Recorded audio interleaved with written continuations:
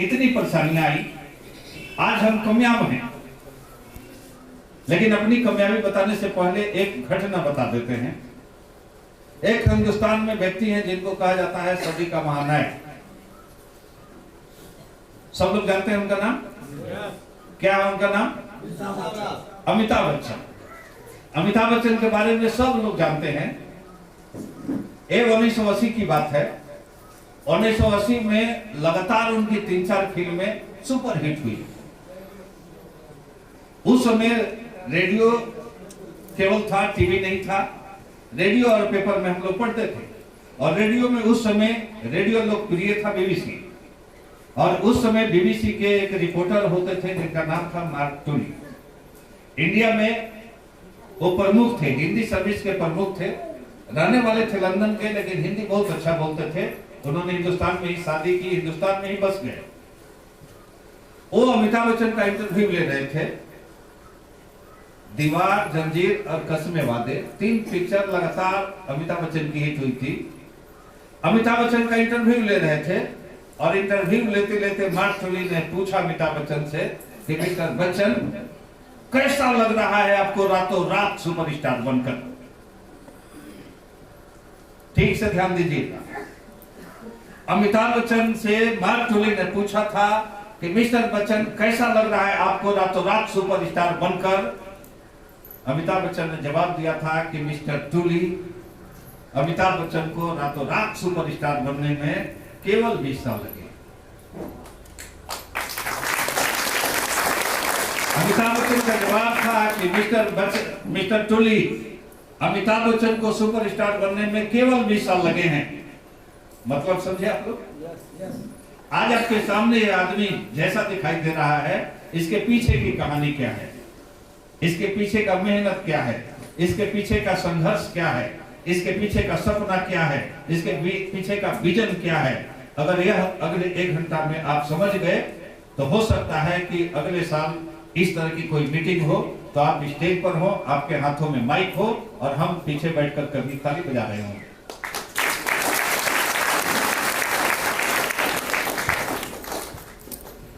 ऐसा कितने लोग हैं जो पहली बार मेरे मीटिंग में आए हैं? एक बार हाथ उठाएंगे। चलिए, संख्या बहुत ज्यादा है। नाम कमलेश्वर राय, रहने वाले पटना का, उम्र 61 साल 2 महीने 25 दिन, क्वालिफिकेशन 2री क्लास के।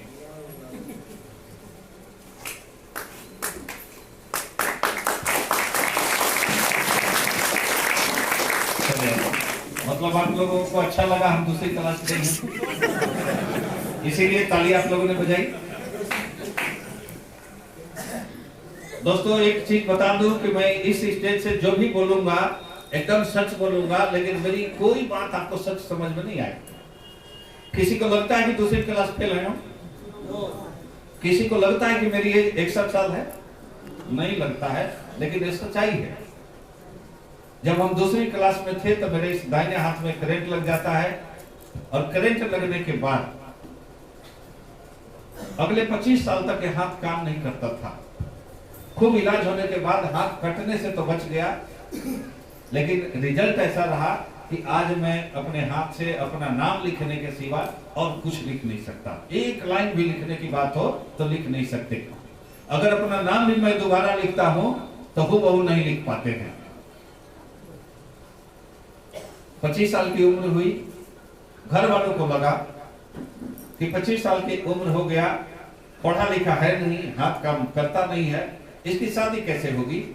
तो एक रिश्तेदारी में मेरी शादी हो गई। हम शादी करना चाहते नहीं थे, हम जानते थे कि काम तो कुछ कर नहीं सकते हैं, तो शादी करने से क्या फायदा, फिर किसी घर की लड़की को लाकर उसका लाइफ क्यों बर्बाद करें। हम शादी करना नहीं चाहते थे, एक तरह से जबरदस्ती मेरी शादी हो गई। शादी हुई, 4 बच्चे हो गए, 3 बेटी 1 बेटा। और दोस्तों, जैसे ही मेरी 3 बेटियां हुई, मेरे जीवन में एक परिवर्तन आया कि अगले 2-4 सालों में मेरे सारे अपने मेरे से दूर चले गए। समझ में नहीं आ रहा था कि मेरे अपने लोग मेरे से दूर क्यों जा रहे हैं, लेकिन 3-4 साल बाद पता चला कि मेरे बेटियों के चलते अपने लोगों ने दूरी बना ली, क्योंकि मैंने जिस घर में जन्म लिया था उस घर में एक बेटी की शादी करने में 25-50 लाख रुपए का खर्च आता था, इसलिए लोगों ने दूरी बना ली। सब लोगों को लगता था कि अगर इसके साथ रहेंगे या इसको साथ रखेंगे तो इसके बच्चों को खिलाना पड़ेगा, खाना देना पड़ेगा, कपड़ा देना पड़ेगा, शादी करनी पड़ेगी, इसलिए लोगों ने दूरी बना ली। हम मुश्किल में आ गए। हम अपने बच्चों को बोझ नहीं समझते थे, छोटा मोटा कुछ काम करके अपने बच्चों का पेट भर रहे थे, लेकिन सपना बड़ा था। गांव से पटना आ गए।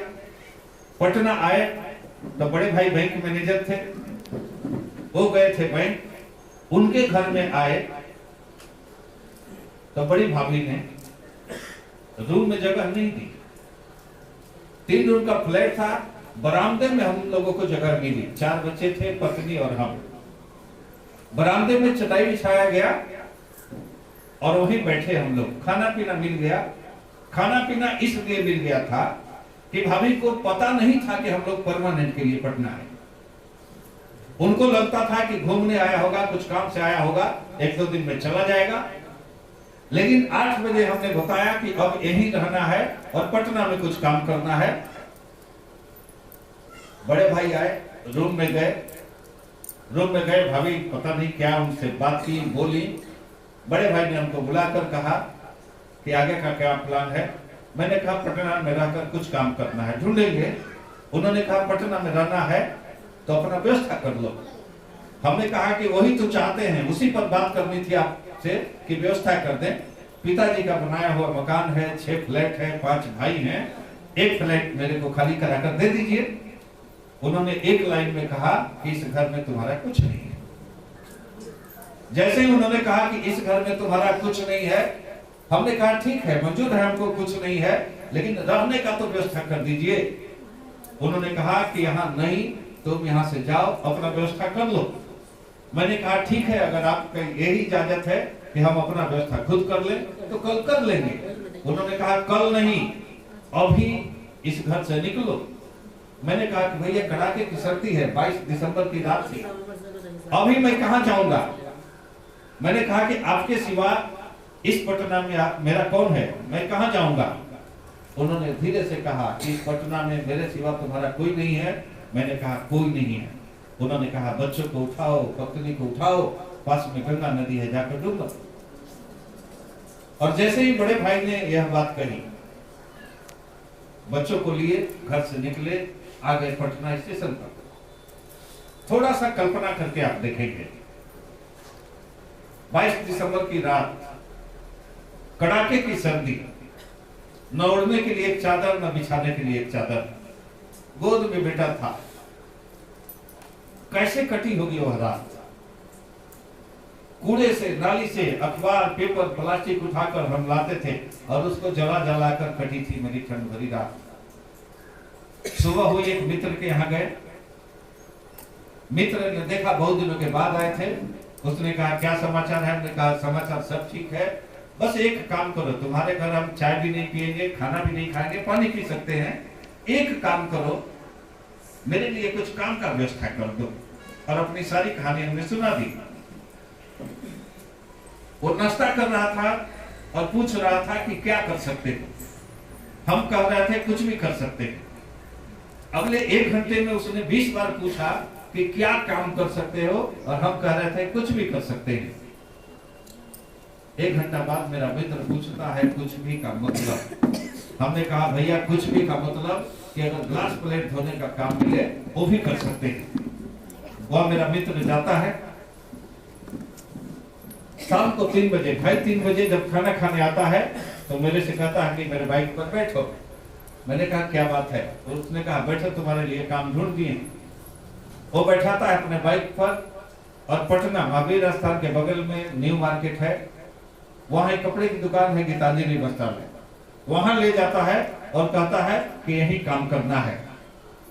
उस दुकान पर छोड़ता है, दुकानदार से कहता है कि यही वो लड़का है और हमसे कहता है यही काम करना है यहीं पर, और वो चला जाता है। हमने दुकानदार से पूछा कि भैया करना क्या है बता दो। उन्होंने कहा कि तुम्हारे दोस्त ने नहीं बताया। हमने कहा नहीं बताया, आप शर्माइए नहीं, घबराइए नहीं, चिंता नहीं कीजिए, आप बताइए करना क्या है। उन्होंने कहा कि देखो वहां पानी का केन रखा हुआ है, वहां गिलास है, वहां ट्रे है। तुम्हारा काम है कि सुबह जैसे मैं आऊं 9 बजे, तुमको पहले से दुकान पर हाजिर रहना है, मेरे से चाबी लेकर दुकान खोलना है, शटर उठाना है, झाड़ू लगाना है, और उसके बाद जो भी ग्राहक आए गिलास में पानी रखकर ट्रे में रखना है, और उस ग्राहक के सामने खड़ा हो जाना है। वो अब पीता है नहीं पीता है इससे लेना देना तुमको नहीं है। मैंने कहा ठीक है, मंजूर है। मिलेगा कितना? उन्होंने कहा 1200 रुपए में बात हुई है। मैंने कहा ठीक है, 1200 रुपए में बात हुई है, हमको कोई एतराज नहीं है, लेकिन मेरी एक शर्त है। और जैसे ही कहा मैंने कि मेरी एक शर्त है, दुकानदार हंसने लगा, मुस्कुराने लगा, कहता है पागल हो क्या? 2-4 ग्राहक थे, वो भी हंसने लगे कि पहले दिन आया है काम करने और कहता है मेरी एक शर्त है। हमने कहा मेरी शर्त है, आप कहते हैं पागल है, तो हाँ हम पागल हैं, लेकिन इस पागलपन का कारण क्या है बस 2 मिनट में सुन लीजिए। और 2 मिनट में अपनी कहानी हमने बता दी। दुकानदार 2000 रुपया निकालता है और हमको देता है, कहता है कि देखो पता नहीं कल से तुम आओगे या नहीं आओगे, लेकिन अगर तुम्हारे कहानी में थोड़ी सी भी सच्चाई है तो हमको तुम्हारी मदद करनी चाहिए। उसने 2000 रुपया दिया और कहा कल से आना, अपना व्यवस्था कर लो। हम गए पटना के पुनाई चक में 300 रुपए किराए का हमने झोपड़ी ली, वहां बर्तन खरीदा, खाने पीने का सामान खरीदा, और अगले दिन से मैं उस दुकान पर झाड़ू लगाने लगा, पानी पिलाने लगा। 1 साल 2 साल 3 साल 4 साल 5 साल हुई। जब भी उस दुकानदार से कहते थे कि महंगाई बहुत है, चल नहीं रहा है, कुछ बढ़ा दो, दुकानदार का एक जवाब होता था कल से मत आना। और जैसे वो कहता था कल से मत आना, अगले 6 महीने हम कुछ बोलते नहीं थे, दुकान पर आते थे और वही पानी पिलाते थे। कुछ दिनों के बाद मेरा बेटा थोड़ा सा बड़ा हुआ और बिना मेरे से पूछे मेरी बड़ी बेटी ने एक उस झोपड़पट्टी में ही एक स्कूल था जहाँ की फीस 15 रुपए थी, मेरे बेटे का नाम उस स्कूल में करा दिया, लिखा दिया। बेटा स्कूल जाने लगा, लेकिन कुछ दिन के बाद मेरी पत्नी बीमार पड़ी, उसमें 200-300 रुपए का खर्च हो गया, और 200-300 रुपए खर्च होने के कारण मेरा बजट गड़बड़ा गया, और अगले 3-4 महीने तक अपने बेटे का फीस हम उस 15 रुपया भी नहीं दे पाए। एक दिन हम काम से वापस आए तो देखे कि बेटा मेरा रो रहा है। हमने पूछा क्यों बेटा? मेरी पत्नी कहती है कि स्कूल से नाम काट दिया गया है, आपने पिछले 3 महीने का फीस नहीं दी है। जैसे ही मेरी पत्नी कहती है थोड़ा सा अजीब लगता है। दूसरे दिन सुबह अपने बेटे को लेकर स्कूल जाते हैं। दुकान पर जाने से पहले हमने प्रिंसिपल से रिक्वेस्ट की कि हम आपका बकाया चुका देंगे, इसका एडमिशन कर लीजिए, पढ़ाइए। मेरी स्थिति यह है, लेकिन वो प्रिंसिपल कहता है कि हम भी किसी के नौकर हैं, हम इमोशन से नहीं चलते हैं, हम रूल से चलते हैं, और जो रूल है कि 3 महीने का फीस कोई नहीं दे उसका टीसी दे दो, और हमने दे दिया, हम कुछ नहीं कर सकते। हमने कहा स्कूल के मालिक, वो बोला यहाँ नहीं रहते, वो मिलेंगे भी नहीं, सारा व्यवस्था मेरे को देखना है, अब आपका कुछ नहीं हो सकता। हमने कहा अगले महीने 45 रुपया दे देंगे। उसने कहा अगले महीने 45 रुपया देने से भी नहीं कुछ होगा, अब एडमिशन कराना पड़ेगा, एडमिशन फी भी देना पड़ेगा। हमने कहा वो कितना लगेगा? उसने कहा 400। हमने कहा सर 45 रुपया नहीं दे सकते तो 400 कहां से देंगे? उन्होंने कहा यह तेरा प्रॉब्लम। और जैसे ही वो व्यक्ति कहा, हमने इतना क्विक डिसीजन लिया कि नहीं, इस दुनिया में नहीं रहना है। जब अपने एक बच्चे को पढ़ा नहीं सकते तब इस दुनिया में जीकर क्या करेंगे? और हमने वहां डिसीजन लिया कि अभी हम बाजार जाएंगे, एक जहर की पुड़िया लाएंगे, खुद खाएंगे, बच्चों को खिलाएंगे, पत्नी को खिलाएंगे, जीवन लीला समाप्त कर लेंगे। और दोस्तों हम निकल गए बाहर। यह भी नहीं देखे कि मेरा बेटा किधर जा रहा है। हम निकल गए बाजार, लेकिन घर से अचानक निकले थे, मेरे पॉकेट में उस समय 10 रुपए का नोट नहीं था। हम बाजार निकलकर पटना इनकम टैक्स चौराहे पर आ गए, खड़े थे कि कोई जान पहचान का मिले उससे 10 रुपए उधार ले लेंगे। अभी सोच ही रहे थे कि एक मोटरसाइकिल मेरे बगल में आकर रुकती। जैसे गांव में कहावत है, आप लोगों के यहां भी होगा, कि अगर ऊपर वाले को मदद करनी हो तो पता नहीं ऊपर वाला किस रूप में आपके सामने आकर खड़ा हो जाए। ठीक उसी तरह ऊपर वाला मेरे दोस्त आदरणीय मोहम्मद शम्स के रूप में आकर खड़ा हो गया। मेरे पुराना दोस्त जिनका नाम है मोहम्मद शम्स, वो आकर खड़ा हो गए और देखते ही पूछते हैं कि कमलेश यहाँ क्यों, क्या कर रहे हो? मैंने कहा शम्स भाई मेरे को 10 रुपए की जरूरत है, दे दो। उन्होंने कहा कि यार तेरे लिए तो मित्र हो, 10-20 रुपए की क्या बात है, तुम चाहो तो 200, 500, 1000 रुपया ले लो, लेकिन एक शर्त है। मैंने कहा कि भैया मेरी भी एक शर्त है, तुम 10 रुपया दे दो और जो कहो करने के लिए तैयार है। उन्होंने कहा कुछ करना नहीं है, 2 घंटा समय दे दो। हमने कहा 2 घंटे के बदले 2 महीना ले लो, लेकिन पहले 10 रुपया दे दो। उन्होंने कहा नहीं, 10 रुपए के बदले 200 ले लो, लेकिन पहले 2 घंटा देना पड़ेगा। मैंने कहा क्या करना पड़ेगा? उन्होंने कहा करना कुछ नहीं है, बैठो मेरे गाड़ी पर। उनके गाड़ी पर बैठते हैं और वो लेकर जाते हैं पटना के IMA हॉल में, जहां इसी तरह की आरसीएम की मीटिंग चल रही थी।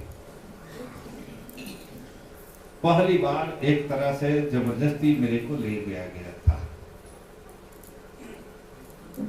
यहाँ भी कुछ ऐसे लोग होंगे जिनको किसी तरह फुसलाकर बहलाकर जबरदस्ती लाया गया होगा इस मीटिंग में। कोई है क्या? अगर कोई है तो एक बार हाथ उठाएगा। एक व्यक्ति है, नहीं है तो 4-5 उठा नहीं रहे। 2, 3, 4, 1-2 और लोग हैं, 5, 6, चले 6-7 लोग मिल गए। थोड़ा सा मेरे बातों पर ध्यान दीजिएगा। हो सकता है कि एक दिन जबरदस्ती मेरे को ले गया था और मेरी किस्मत बदल गई। हो सकता है कि आज आपके साथ भी ऐसा। उस दिन गए थे, मोटरसाइकिल लगा रहे थे शम्स भाई, हम आगे आ गए। उन्होंने कहा, हमने कहा क्या करना है? उन्होंने कहा कि इसी हॉल में मीटिंग हो रही है, बैठना है 2 घंटा। गेट पर आ गए। गेट पर एक भाई साहब कोट टाई लगाकर बैठे थे। जैसे ही गेट पर आए उन्होंने कहा टिकट। यहां भी हुआ होगा, यहां भी हुआ, मतलब वही जो उस दिन हुआ था यहां भी वही हो रहा है। मतलब हम लोग सही रास्ते पर जा रहे हैं। हमने कहा किस चीज का टिकट? उन्होंने कहा मीटिंग का टिकट। हमने कहा कि कोई ऑर्केस्ट्रा प्रोग्राम है? उन्होंने कहा नहीं। और फिर ऊपर से नीचे तक ऐसे देखे जैसे किसी तरह का अपराध हमने कर दिया है। तब तक शम्स भाई आ गए। उन्होंने कहा कि हम देते हैं। उन्होंने 60 रुपया निकाला, कहा 2 टिकट दो। आज 100 रुपए की टिकट हो गई है, उस समय 30 रुपए की टिकट थी। 60 रुपया निकाला, उन्होंने 2 टिकट दिया। जैसे ही 60 रुपया में 2 टिकट लिए, हमने कहा कि शम्स भाई हम तो समझते थे कि बहुत दिमाग वाले आप हो, लेकिन आप तो बेवकूफ निकले। उन्होंने कहा बेवकूफ क्यों?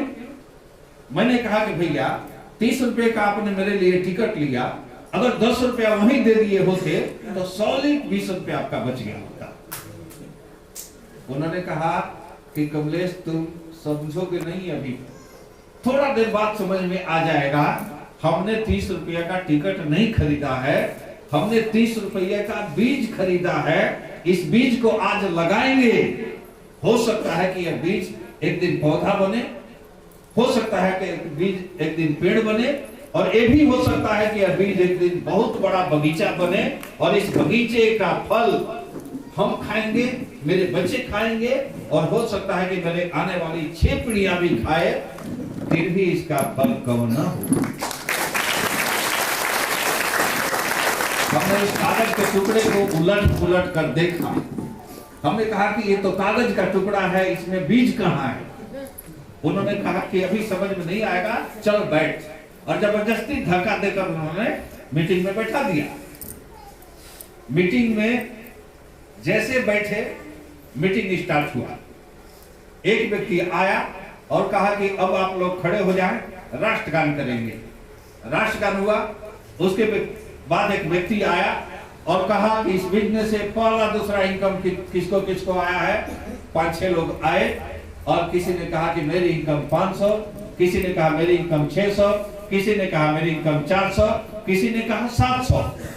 हमको समझ में नहीं आया, लेकिन उन्होंने कहा कि ऐसे कितने लोग हैं जिनकी इनकम 1000 से 5000 के बीच में आई है। 5-6 लोग फिर गए। किसी ने कहा मेरी इनकम 1500, किसी ने कहा 2000, किसी ने कहा 3000, और हमको माजरा समझ में आ गया। हमने संत भाई से कहा कि अब की बार जो जाएगा वो सब इनकम बताएगा, कोई 8000, कोई 10000। उन्होंने कहा क्यों? हमने कहा कि पहले छोटा कलाकार गया था, उसके बाद बड़ा गया, उसके बाद बड़ा गया। इसका मतलब सबको सिखाकर भेजा जा रहा है, सबको सिखाकर भेजा जा रहा है बारी बारी से, और धीरे धीरे। और हुआ वही। अगली बार आया, कोई कह रहा था मेरे यहाँ टोटल इनकम 50,000, कोई कह रहा था 1 लाख, कोई कह रहा था मेरी हाईएस्ट इनकम 10,000, कोई 12,000। उसके बाद थोड़ा सा बड़ा कलाकार गया, मेरी इनकम 15,000 महीने की, कोई कह रहा था 22,000 महीने का। हमने कहा कि अब देखो इससे भी बड़ा आएगा, 50,000 बताएगा। और ठीक वही हुआ। एक आदमी आया, कहा कि इस बिजनेस को पिछले 4 सालों से कर रहे हैं, इस बिजनेस से मेरे घर में 12 लाख रुपया आया है, पिछले महीने का चेक 57,000 आया है, लेकिन इंतजार की घड़ियां समाप्त। अब आप जिसको सुनने आए हैं, पूरे हिंदुस्तान का भाग बदलने वाला, उस व्यक्ति को बुला रहे हैं हम। जो जो बात हमने कहा यहां पर भी वही हुई कि नहीं? एकदम से सेम टू सेम चल रहा है। चलिए, सेम टू सेम चल रहा है, इसका मतलब रिजल्ट भी सेम टू सेम आ सकता है। वहां एक आदमी स्टेज पर जाता है, जैसे भी गोपाल सर आए थे और गोपाल सर ने हमको बुलाया था, वहां भी एक आदमी गया लाख रुपए की इनकम वाला, और कहता है इंतजार की घड़ियां समाप्त। अब हम उसको बुला रहे हैं जिन्होंने हजारों लाखों लोगों की किस्मत बदली।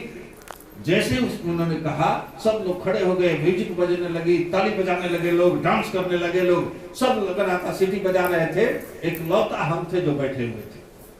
हमने कहा कि क्या मतलब सीटी बजाने से, ताली बजाने से क्या होता है, कौन जा रहा है? तो नाटक कर रहा है लोग। बीसी छाबड़ा जी को बुलाया उसने, बीसी छाबड़ा जी स्टेज पर आए। सब लग रहा था कि सबको करोड़ों की लॉटरी मिल गई, इतने सब खुश थे, इतने चेहरे पर रौनक थी।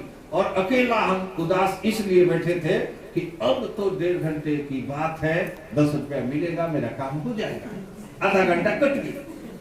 हम इस इंतजार में बैठे थे। बीसी छाबड़ा जी बोल रहे थे, बोले जा रहे थे, सब लोग बीच में डांस कर रहे थे, ताली बजा रहे थे, कभी कभी म्यूजिक भी बज रही थी, और हम चुपचाप शांत थे। 2 घंटा खत्म हो गया, 1.5 घंटा समाप्त हो गई, बचा था आधा घंटा। हमने शम्स भाई से कहा कि 10 रुपया निकाल कर दे दो, जैसे 2 घंटा खत्म होगा हम चले जाएंगे। उन्होंने कहा कि भाई एकदम मिल जाएगा, गारंटी है, तुम चिंता मत करो, मीटिंग तो खत्म होने दो, अब आधा घंटा से ज्यादा मीटिंग नहीं है। और जैसे ही बात कर रहे थे हम लोग, बीसी छाबड़ा जी के मुंह से एक बात निकली। बीसी छाबड़ा जी ने कहा, कोई फर्क नहीं पड़ता कि आप गांव के रहने वाले हो कि शहर के। उन्होंने कहा कोई फर्क नहीं पड़ता कि आप पढ़ने वाले हो कि पढ़ाने वाले, कोई फर्क नहीं पड़ता कि आप नौकरी करते हो कि बेरोजगार हो, कोई फर्क नहीं पड़ता कि आप अमीर हो कि गरीब हो, कोई फर्क नहीं पड़ता कि आप औरत हो कि मर्द हो, कोई फर्क नहीं पड़ता कि आप मालिक हो कि मजदूर हो, कोई फर्क नहीं पड़ता कि आप रोडपति हो कि करोड़पति हो, कोई फर्क नहीं पड़ता कि आप पढ़े लिखे हो कि अंगूठा छाप हो, कोई फर्क नहीं पड़ता कि आपके इसमें भेजा है कि नहीं। आपके जीवन में फर्क इसलिए पड़ सकता है कि यहाँ कामयाबी का कलेजा है।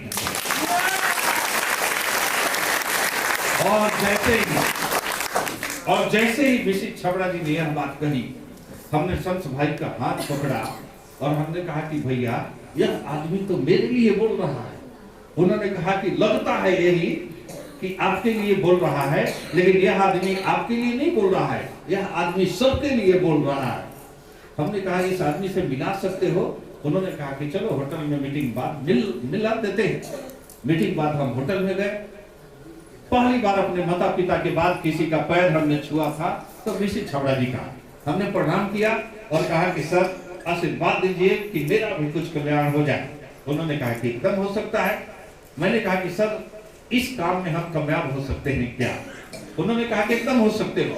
हमने कहा कि सर इस दुनिया में मेरा कोई नहीं है। उन्होंने कहा इससे कोई फर्क नहीं पड़ता। हमने कहा कि सर अंगूठा छाप है, अपना नाम भी ठीक से नहीं लिख सकते। उन्होंने कहा कि बेटा कोई फर्क नहीं पड़ता। हमने कहा मेरी स्थिति देख लीजिए। उन्होंने कहा कोई फर्क नहीं पड़ता। और जिस दिन पहली बार हम मीटिंग में गए थे, मेरे पैर में एक पैजामा हुआ करता था, मेरे शरीर पर एक फटा हुआ टी शर्ट था, पैरों में हवाई चप्पल था जिसके दोनों पैरों में 2 कलर का फीता था। क्या स्थिति थी मेरी, आप कल्पना कर सकते हैं। वो स्थिति थी और उस तरह मीटिंग में गए थे। उन्होंने कहा कि बेटा अमीर गरीब से कोई फर्क नहीं पड़ता, पढ़े लिखे हो कि नहीं पढ़े हो इससे कोई फर्क नहीं पड़ता। तुम्हारी सोच है कि हम कामयाब हो सकते हैं तो तुम कामयाब हो सकते हो। हमने कहा सोचने से कामयाब हो जाएगा क्या आदमी? उन्होंने कहा कि हाँ बेटा, सोचने से कामयाब हो सकता है, मानने से कामयाब हो सकता है। हमने कहा ऐसा भी हो सकता है? उन्होंने कहा कि जीवन 2 शब्दों का है, मान लिया तो हार, ठान लिया तो जीत। उन्होंने कहा कि अगर हार मान लेते हो कि मेरा कुछ नहीं हो सकता तो तू बिल्कुल सही हो, तेरा कुछ नहीं हो सकता, और ठान लिए हो कि जीतना है, तू बिल्कुल सही हो, तू हार नहीं सकते, जीत जाओगे अगर ठान लिए तो। मैंने कहा कि सब चले, आप बताएं हमको करना क्या होगा। करने के लिए तैयार हैं। जैसे ही हमने कहा करने के लिए तैयार हैं तो उन्होंने कहा कि क्या करने के लिए तैयार हो। हमने कहा कि सब मीटिंग में बताया गया था कि इस बिजनेस से लाखों रुपए की इनकम लिया जा सकता है, इस बिजनेस से करोड़पति बना जा सकता है। हमको मजाक लग रहा था, लेकिन आपकी बात पूरी सुनने के बाद लगा कि नहीं, यह हकीकत है। हमको भी लाखों रुपए की इनकम चाहिए, हमको भी करोड़पति बनना है। आप बताएं इसके लिए करना क्या पड़ेगा। और जैसे ही हमने कहा करना क्या पड़ेगा, बीसी छबरा जी ने कहा कि लाखों रुपए की इनकम के लिए, करोड़पति बनने के लिए इस बिजनेस में कुछ करने की जरूरत नहीं है। हमने कहा कुछ करने की जरूरत नहीं है, अजीब बात क्यों करते हो? उन्होंने कहा कि सही बोल रहे हैं बेटा, कुछ करने की जरूरत नहीं है। हमने कहा बिना कुछ किए लाखों रुपए की इनकम आएगी। उन्होंने कहा कि यही तो इस बिजनेस की खूबसूरती है, बिना कुछ किए लाखों रुपए की इनकम आएगी, बिना कुछ किए आदमी करोड़पति बन सकता है।